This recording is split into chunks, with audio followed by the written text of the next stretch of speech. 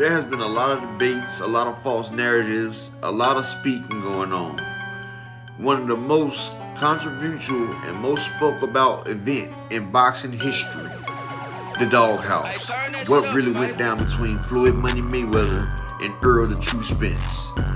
This is a fair use video. It's for educational purposes, and it is not to be used in a licensing agreement, and it doesn't violate the copyright agreement. Today, Upper Echelon Sports is going to give you the official Floyd Money Mayweather versus Errol the True Spence, the official version, the official copy. It's going to be no more doubts after this. And before we get started, let's go ahead and let the first person that goes in, let's let the GOAT himself, Mr. TBE, Mr. Floyd Money Mayweather. Guess what? We're going to make it happen. Errol Spence is a terrific fighter. I've said this time and time again. You know, like I said, he's that next wave. He's leading the pack, and he's going to be around for a long, long time. What is it about him that really captures your imagination? Yeah, I told you, the guy was pushing me. He was giving me that good work. I said, no, this is what I need. This kind of work I need. A young guy that's going to push me. You know, at first I came in, kind of caught me off guard.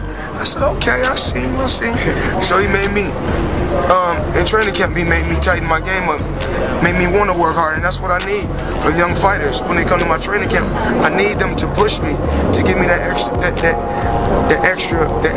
If you bring someone in, do you just use your camp? Who are some of your sparring partners? How do you get ready for a guy like that? Errol Spence helped me get ready for the Robert Guerrero fight. And I needed a guy like Errol Spence to push me. Hell of a fighter. I needed him to push me because remember, when I fought Guerrero, I just came home from jail. So my body was totally different, you know, from doing 1,200 push-ups a day. So my upper body was a lot bigger. You know, I had to balance the weight out, you know, from top to bottom. I had to make sure my body was evenly proportioned. But Errol Spence, like I said, I told you guys about Errol Spence a long time ago. I told you guys he's a hell of a fighter, and that guy gave me some good work, and I needed that. You know, we need guys like this in the sport. Keith Thurman is one of the top guys at my weight class, which is welterweight. I said it before. I talked about relinquishing the belts. I think the next big fight for Keith Thurman and Errol Spence is to fight each other for one of my belts. I look forward to relinquishing my belts. Can you make that happen? I truly believe we should make it happen. This guy, so who's the other side? This guy should be ranked. This guy should be ranked in the top 10. He's ready to fight for a world title. Fight the best. You know, we cannot overlook the guy he's fighting Saturday. And of course, we have an action-packed weekend full of fights. We have fights Saturday, we have fights Sunday, and of course, they're the best hotel in the world, which is the MGM Grand. Errol Spence is the future of boxing. So to get him that title fight, and this guy right here is one of the top guys in boxing. So how do you get him a title fight? We're gonna make it happen. Communication, getting on the right page. And I want Dallas, Texas to stand behind him. I want the whole state of Texas to stand behind him. Because this is the future superstar and pay-per-view star. When you got the biggest, highest paid athlete, the best boxer in the world saying that about you, how does that make you feel? It makes me feel great. You can't go wrong. You got the best fighter in the world on my side. You can't go wrong. And I think me and Keith Thurman, we got to fight. I mean, we're both young, we're both athletic, have punching power, very exciting fighters, and everybody wants to see it. So hopefully in September or sometime this year we can get it in for a world title. September is, I think that'll be not a good fight, but a great fight. He don't really say too much. He do all the talking with his fist. You know, I'm a promoter, and my job is to make the big fights happen. Do you see yourself in him back in the day? Absolutely. Yeah. Absolutely. Really? Absolutely. You know, but I was a lot outspoken. Right. You were more like Adrian. This guy's more. He He's more relaxed and settled, but he can fight his ass off. I saw Floyd back when he made his debut in '96. And look at him now. Look what you can be in 10, 15 years. Absolutely. That's great motivation, seeing where he was in '96 and where he is now, making $300 million a fight. And that's where I want to be. He opened up that door for me. Well, it's a good thing you don't have to make these hungry lions anymore, right? Oh man, no, we breed them. We breed them.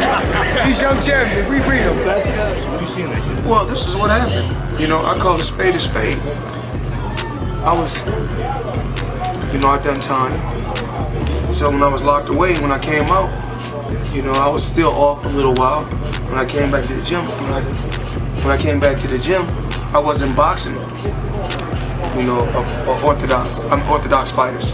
The guys that I was boxing, because my fight, instantly under my contract, was with Guerrero, so he was a southpaw.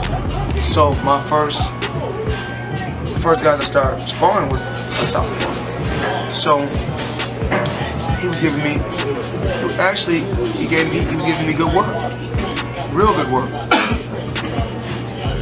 and he pushed me, made me get myself. He made me get in tip-top condition. And when I got in tip-top condition, I was Floyd Mayweather. But he's a hell of a fighter. So he was very instrumental in helping you sharpen up after you came out? Yes, absolutely. But it's going to take a little bit more. And me and Errol Spence talk. Where he at? Where Errol Spence? He's still working? We talk. And we're looking forward to, I think that this next fight, I think what's a good matchup is. Now they say you gotta say it more than once for it to be truth and fact. With Floyd, the greatest boxer of our generation, said it not once, not twice, not 3 times, but 4 times he told you what happened in that thing. Floyd is not a liar.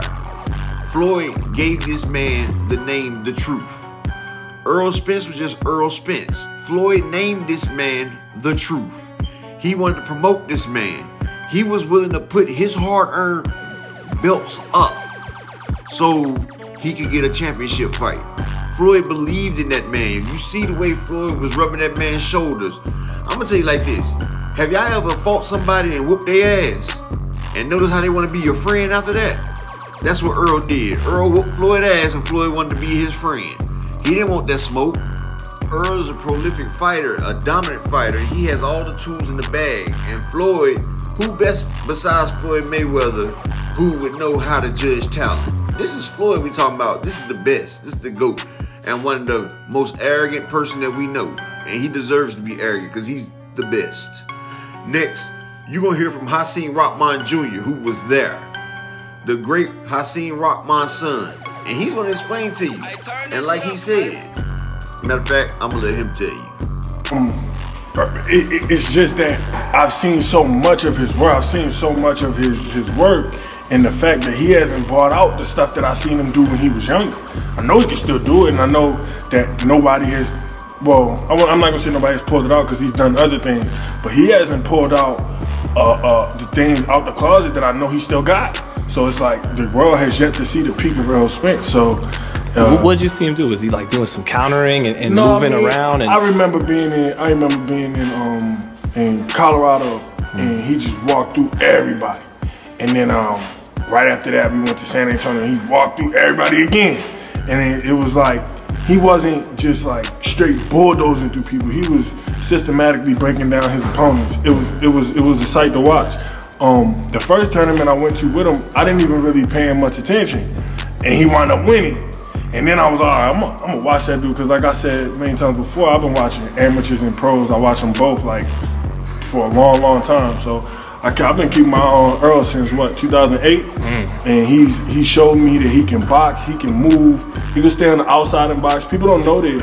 People don't know Errol can outbox Mike Garcia. He don't have to walk him right down and straight just bully him. He don't have to do that. He can outbox that man. And I think come March 16th, he's gonna prove it. Is it true? Have you even seen Errol beat up on heavyweights in the gym? I never seen it. Okay, because that's what I heard. I've heard it. I believe, I very much believe it, but I never seen it with my own eyes. Errol live in Dallas. Right. I did. You asked him for the smoke was. I did see him box Floyd though, and how did that go? When they first sparred. Can you tell us how that went? I mean, y'all see where Errol at right now. He's world champion. I mean, he did his thing. So it wouldn't have been. It would have been. If it was the other way around, it wouldn't have been no story. You know, it'd have been like everybody else. But when it's somebody who has been to that level and done that, then you know everything that happened in the gym stay in the gym, but you can read between the lines. And exactly. I couldn't say it no better. Not one bit better. You see where Errol is today. You see the way fans in Dallas embraces him. This man has his own holiday, April. That Errol Spence Jr. Day. Like Rockman said, if he would have lost, he would just been just like every other fighter that comes up in the doghouse. Everybody else that came there and failed. But he ain't. Because this man is the truth. The name which Floyd gave him. But let's see what else they got to say. See what Anthony Yard thinks about Errol Spence. You ride the fence enough, man. You got to pick a side, man. So, you know, it's rumored that, you know, Spence versus Crawford is getting really close. It could happen. Damn, I couldn't even get the question out, brother. I'll cool it. No, sorry to cut you, but again, that's a fight I'm so excited over. I respect Terence Crawford. I think Terence Crawford is still 1 or 2. After Canelo, I still rank Canelo #1 pound for pound. But I think he's after Canelo, he's 1 or 2. So and I think it's between him and Errol Spence. So if you rate Crawford so highly, you're not even thinking about him versus Spence. You're just like, yo, Spence all the way. Yeah. So why are you just so steadfast in your belief that, yo, Spence is gonna beat Crawford? Do you know why? It's because maybe it's my what I've seen. Okay, when I was in my apprenticeship, you know, I went out to Vegas, I went out to Floyd's gym, I went to Devin Haney's gym, who is now Sean Porter's gym, and I was literally doing my apprenticeship. I was going out to Sparring, I was, you know, training, seeing these guys. And Errol Spence, someone that, when I saw how he was working, again, we was following him. He was going to Devin Haney's gym, he was going to Floyd's gym, and I was seeing him, I was literally back and forth, and I was like, this guy is training like a madman. Even like his composure, the way he was fighting, seeing how he was sparring, etc. And he's a cool guy. Again, I'm a person, I'm built for energy. You know what I'm saying? And he's a fellow Jamaican as well. Again, that's man, so there's some bias in that one, man. No, I'm being honest, it's not even a bias. I'm talking about fighting school, and people haven't even seen Errol Spence's boxing ability yet, really. They saw a little bit against Peterson when he decided to like move and blah, blah, blah, but he's got excellent, no, I was there when he sparred Floyd as well.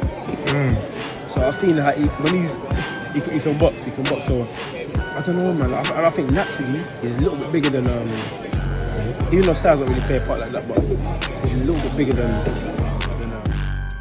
Anthony Yard said it best. Ain't no need to elaborate, but like you said, he picking Spence over Crawford because he's seen the dog in Errol.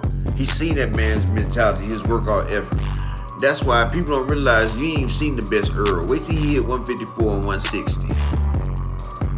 First got hip to Errol. Like, I was hearing about him, but Errol a few years younger than me, so I was impressed with him, man. One reason why I was impressed, he had some good, at the beginning of the camp, you know, he had some good sessions where he might have, you know, got out on Floyd maybe once or twice, but when Floyd like in top shape, you know, it's hard for anybody to deal with him, but Errol gave him a good sparring session the whole camp. Like, and usually Floyd be beating the hell out of people. By the time camp over, usually Floyd had damn near ruined the fighter career. Like, I didn't see him ruin young fighters' careers. But Floyd sparred different than each fight. When he sparred, he tried to knock you out.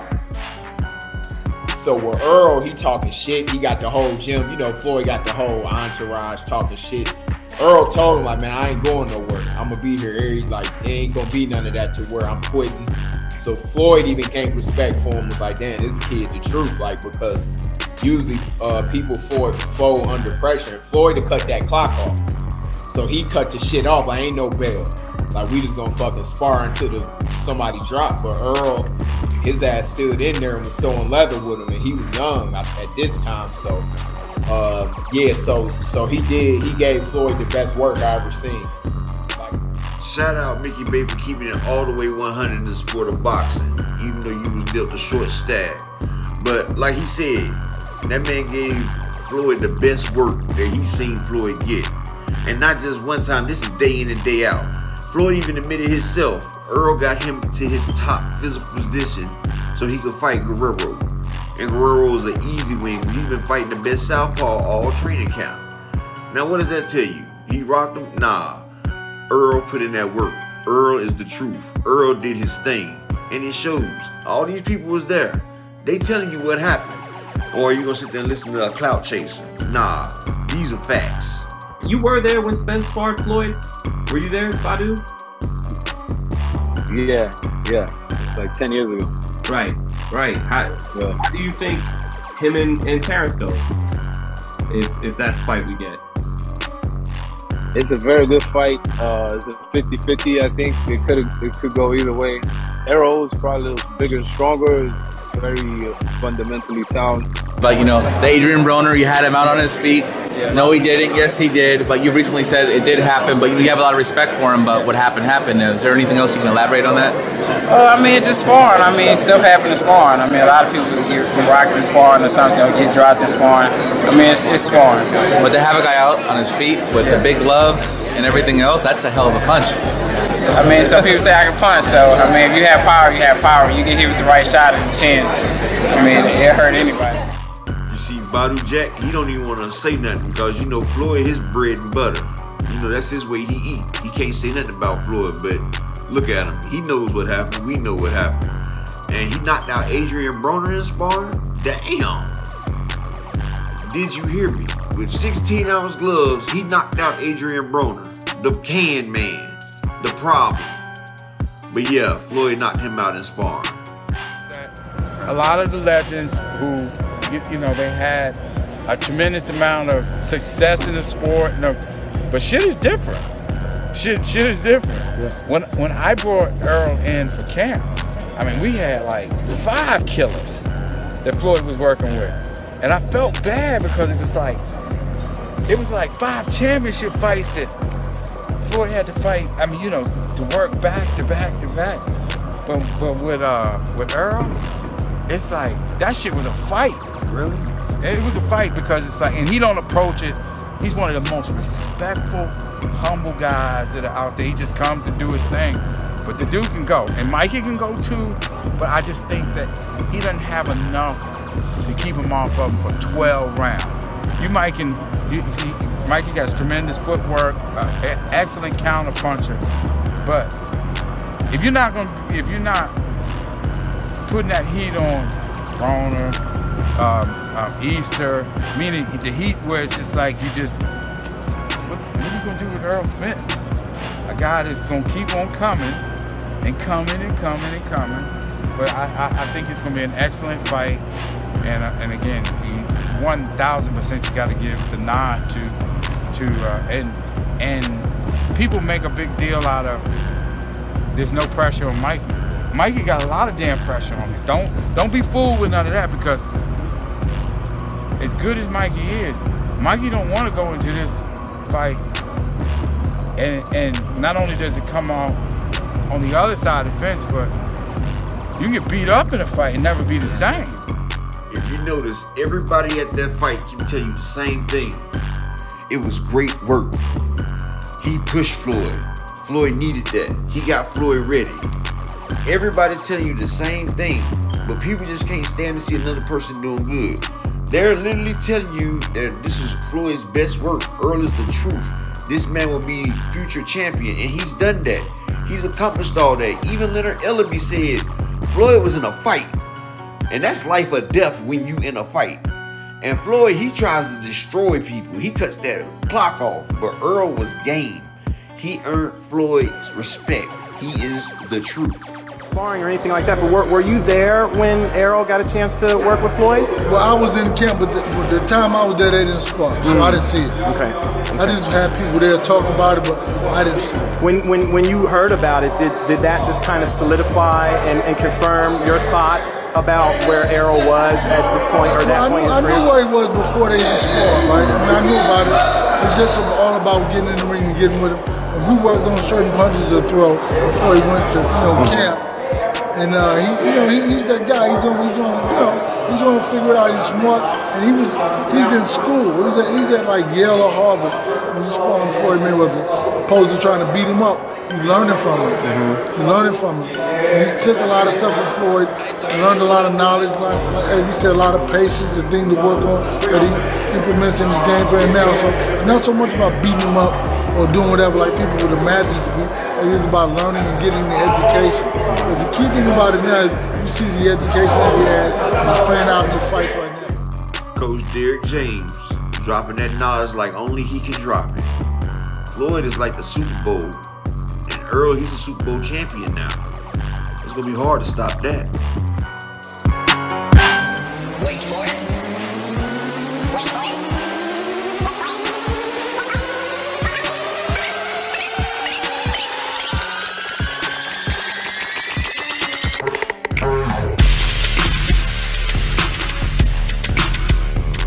Tight, tight, tight, tight, tight, tight. Everybody bring him back up. Everybody bring him back up. Hold it up. More of those, more of those.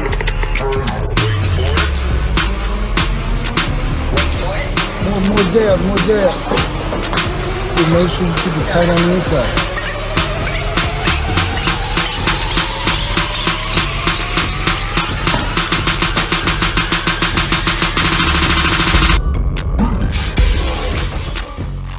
Y'all see that? That's Charlo and Spence sparring back to back. That's iron sharpening iron.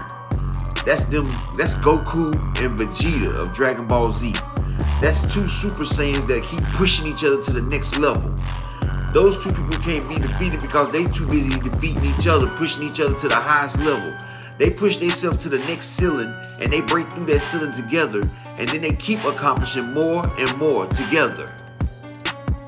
Spence is a 3-belt champion. Charlo is undisputed. Each of them is getting the best work of their life. Nobody else can get that type of work. It's like you getting mirror matched. Errol and Charlo about the same size in camp, but they're going full speed sparring each other and they giving each other the best work. So anybody that they face outside of camp won't be able to handle it. They building each other to make each other stronger. And it wasn't no fucking infamous. It wasn't. I was there. I watched the sparring. What it was is that Errol was just young, and being that Errol was young, and this is what everybody turned it into such a big fucking deal, because Errol said, let's go another round. That's it. It wasn't like Errol did nothing special. Floyd didn't want to go another round? No, Floyd already sparred two people before him. So, but didn't that basically show if he didn't want to go another round, he knew that he was... That means he just fucking was tired of sparring. It was time for him to get out the ring. Not that he didn't want to get shown up by a younger up-and-coming fighter? Don't matter. Don't matter. Doesn't matter. No. He's sparring. You think somebody got... If you're not getting paid to spar, what difference does it make if you decide, I'm going to walk out the ring now? But don't you think that Floyd learned from that sparring session that's not a guy he wanted to get into a fight with? And this is where I end it right here.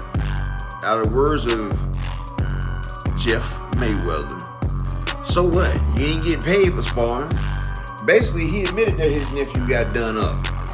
But, like he said, you ain't getting paid for sparring. And Floyd is the greatest of all time in this era. 50-0, undisputed. 5 belts at one time. That's more than undisputed, but he had 5 belts at one time.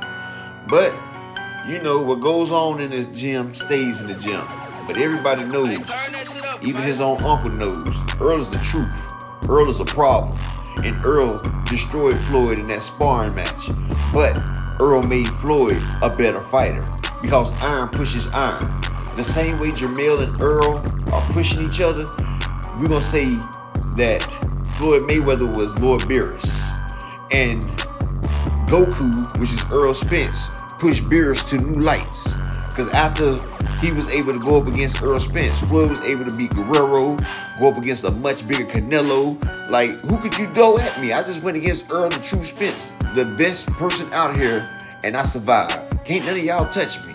And that's it. This is the truth on Floyd versus Errol. Y'all make sure y'all hit that like, share, and subscribe. And please hit the dang on thank button if you don't mind. You can give thanks. It's greatly appreciated to help this channel grow. And hey, y'all all be blessed out there, man.